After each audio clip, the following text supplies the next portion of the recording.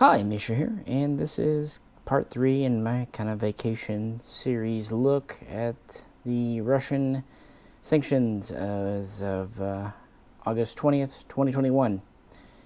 Ostensibly on firearms and ammo. Really, effectively, it's going to be ammo because all firearms are already sanctioned, as we kind of talked about in part 1. And in part 1, we looked at the past, the history, with 545 by 39. In part 2, we looked at the present with 762 by 39. And now for part 3, we're going to look at the future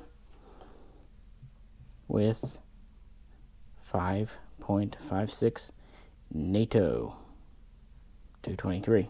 Aren't these boxes from Russia great? I just grabbed the first one I could find each time. Steel case 223. Quite an infamous round, to be honest with you. And I just grabbed a few guns. I could have half my collection would probably be shooting this, and that's kind of the point. From the beginning, really the first commercially available gun that would fire 223 as such would be the SP1.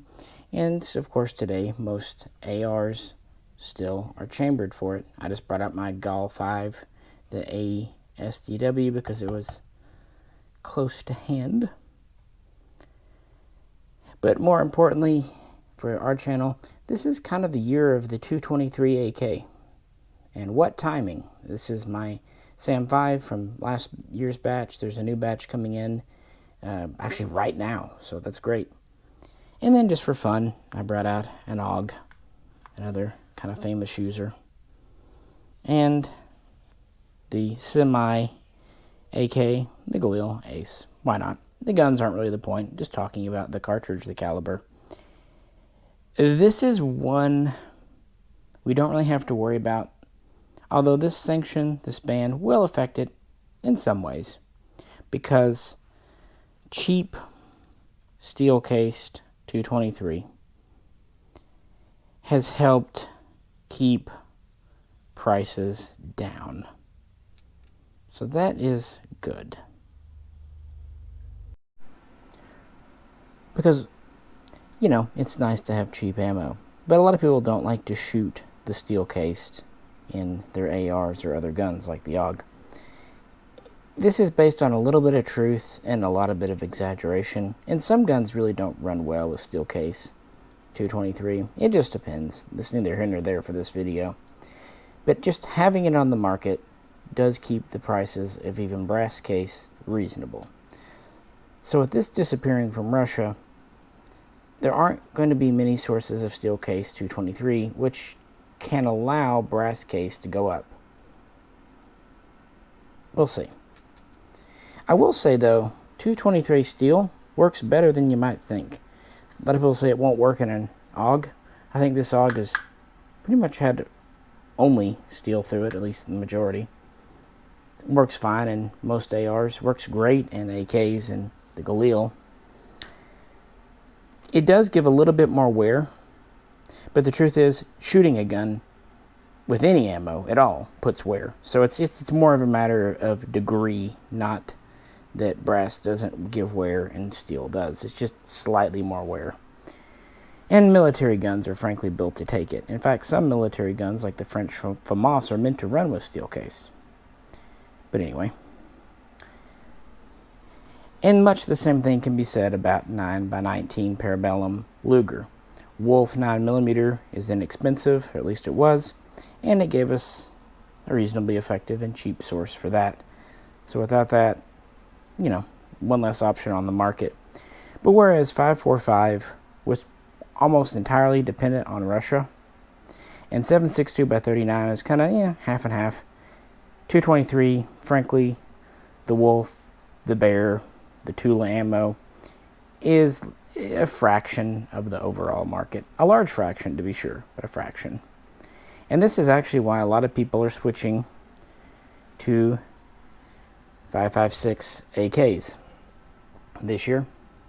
And if you do it right, with say a SAM 5 or a Zastava M90 or a Baril, I think you'll be very pleased. When a gun is actually built for that cartridge specifically, they tend to run very well. Also, in the past, we had kind of the mag compatibility issue. It seemed like every single 223 AK variant took its own mag type, but now there's a quasi-standard. But I'm going to do a full video on 2021, kind of the year of the 223 AKs, so that's not really this video. I just wanted to kind of show the guns that fire it, some of them, amongst many, many, many, and talk about the future of, where we're at here. One thing to keep in mind, Russian 545 and 7.62x39 are military loads, at least in part. They know how to make them over there. They're 223 cartridges, pretty much made for commercial purposes, the export market, America. And they tend to be a little lighter loaded. And I've had pretty dismal luck with Tula, better luck with Wolf, but it is noticeably lighter. Again, it really runs well in AKs, and luckily this year we have some really great AK options. But Galil, Ace, they're doing new versions, including the Rock and Lock mag version, which, yes, I will be posting a video on very soon. IWI has done another run of Tavor X95s. As far as I know, they're not bringing back the original Tavor anytime soon, though. I haven't heard much from Steyr. We'll see. And, of course, ARs are everywhere now. That's going to be kind of something kind of glutting. But this would seemingly be the future of the AK and probably of the shooting market, because with 545 gone, an already niche market is going to become even more nicher, and those people are switching over to 223. Some people are getting out of 7.62x39, although not that many, and I hope they don't, because it really can't be replaced by 5.56. But this little round just became more important. The problem is we're losing our cheap Russian ammo, and with more and more AR-15s and other guns coming on the market, including AKs, and with more and more demand because people are switching away from 5.45 and some 7.62, that's going to put a bigger strain on a reduced pipeline, meaning 223, while it'll be available, could go up in price quite noticeably.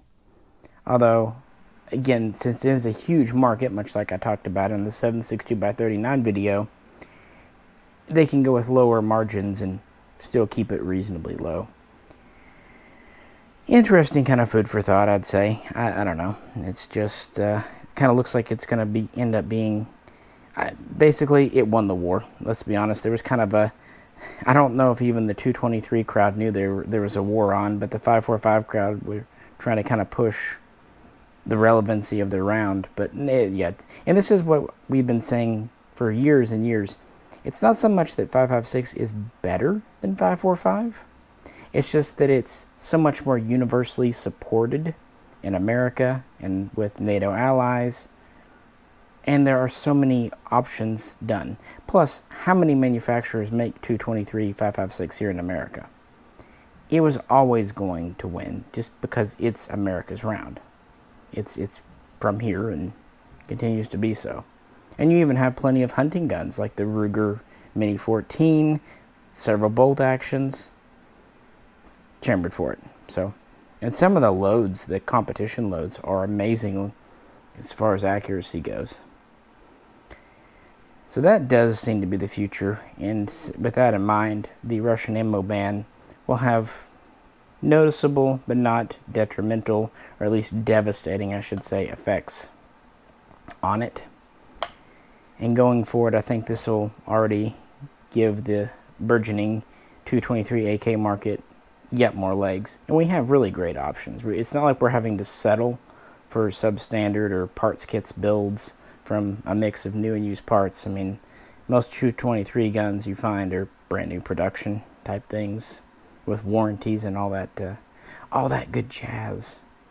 So that'll probably be what a lot of us will be shooting going forward. And I'm sure we'll see plenty of foreign manufacturers like Aguila and S&B taking over where Wolf dropped off. Again, their 223 and to some extent their 9mm was acceptable, but never amazing. Now, I said 9mm Parabellum. Another one I have expressed concern over is 9x18 Makarov. I really hope we get another source of that. But on the other hand, because we're just shooting it out of the pistols, 200, 300 rounds, certainly 500 rounds of Makarov will probably last you many range trips. It's not the kind of gun you feel like burning hundreds of rounds through in an afternoon, unlike 223, some 6.239 or 5.45 by 39. But yeah, we're just gonna have to see. And another boutique cartridge, not boutique, but you know, some 6.2 by 25 Tokarev. I remember when I bought my first Tokarev, I pretty much had to buy Winchester. That was expensive. So having cheap stuff out of Russia is great. Things like that we'll notice. 7.62 by 54R to some extent as 308 from Wolf, but there are alternative and surplus sources for those. So we're kind of talking in this video about the cartridges that will be least affected in the future. And I don't see this sanction, this ban being lifted. Yeah, there's a review in 12 months, but I don't think Russia will go with the terms, the conditions. And this is political posturing between kind of the big boys on the block. Everything's excuses and everything's this and that. But again, I'm not getting into politics. I just wanted to do this little vacation sanction video trilogy. So let me know what you think. What have you stocked up on?